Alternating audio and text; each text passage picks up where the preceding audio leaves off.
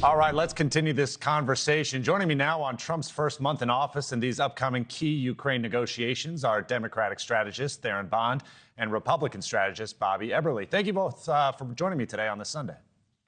Thank you. Theron, let's start with you. Elon Musk getting some major backlash for his email ordering federal employees to document their work, with the president of the American Federation of Government Employees calling Musk a privileged billionaire.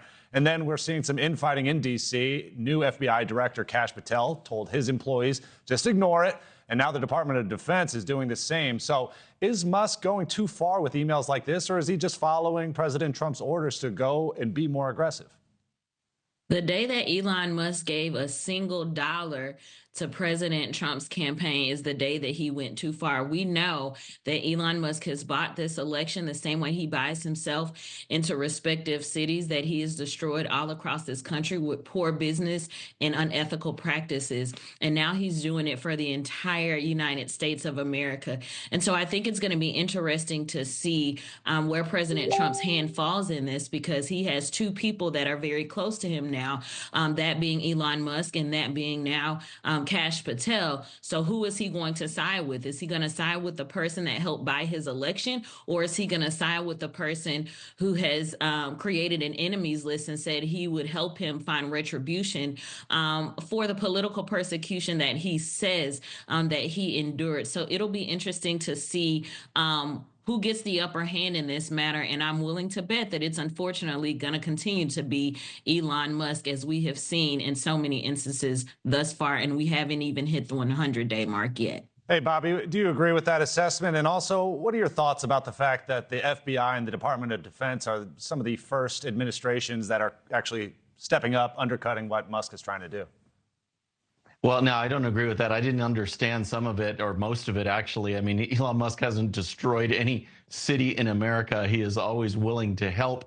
And the election was won by a very large margin by President Trump, taking a strong message to the American people, and he's delivering on that message. I think, as you alluded to in your previous segment, I think the main thing to keep in mind is that Trump wants this aggressive behavior. Now, how Elon Musk executes it, you know, there might be some room for tweaking, but Trump is, I mean, he is acting like he has 4 weeks instead of 4 years. He is really coming on strong to deliver each and every plank that he ran on. And one of those is looking for this fraud, waste, and abuse. And he's charged Elon Musk and his team with doing that. And he says, go full steam ahead. So if there's a little friction there, hey, that's human beings working together and interacting. And I think it'll all be worked out. But the real point is that he's going to deliver. And we're seeing it right now. All of these programs, all of this billions and billions of dollars being wasted. And some of it's going to go back to the American public where it should. Yeah, I'm interested to see if other departments follow suit, same as the FBI and the Department of Defense. Bobby, let's keep it with you here. President Trump also had a lot of criticism of President Biden's removal of sanctions for Iran, claiming that's actually what helped lead to the Israel-Hamas war. Do you think that's a fair criticism?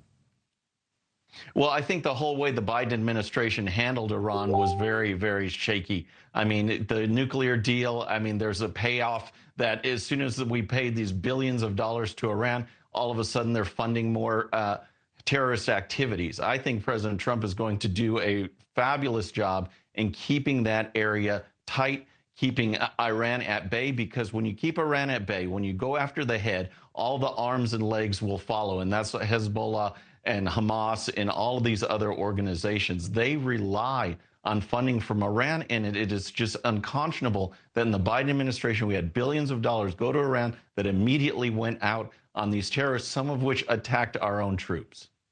Theron, let's talk about another conflict happening overseas, this one almost marking 3 years since that war broke out between Ukraine and Russia. Theron, we know European leaders have been critical of Trump's handling of that war in Ukraine. As Trump meets with Britain's prime minister on Thursday and then French President Emmanuel Macron tomorrow, he's doubling down on some of his criticisms of Ukraine's President Zelensky. He's also saying that it's possible that they could close the deal by this week. Do you think that that's actually possible? And what do you make of this sort of criticisms that are being lashed out from both sides? Well, I mean, I think it's rightfully criticized. And to go back to Bobby's point earlier, two of the cities that Elon Musk has run into the ground are Brownsville, Texas, and currently Memphis, Tennessee.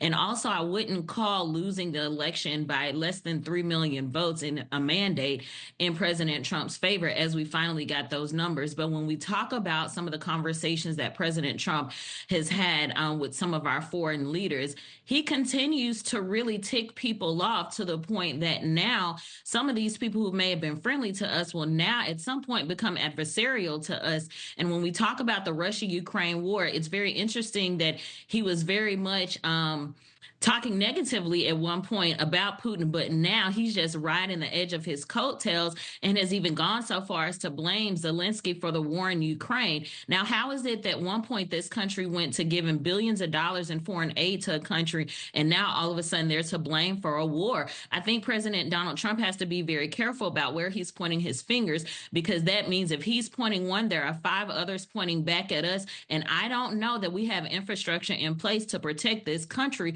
from the words that President Donald Trump slings about foreign leaders. All right, big thanks to our political panel today, Bobby Eberle and Theron Bond. We appreciate you.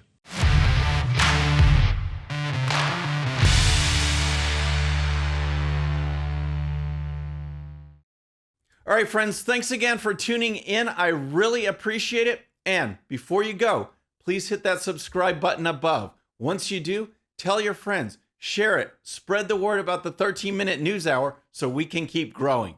And for more great content, check out these videos right here, and I'll see you next time.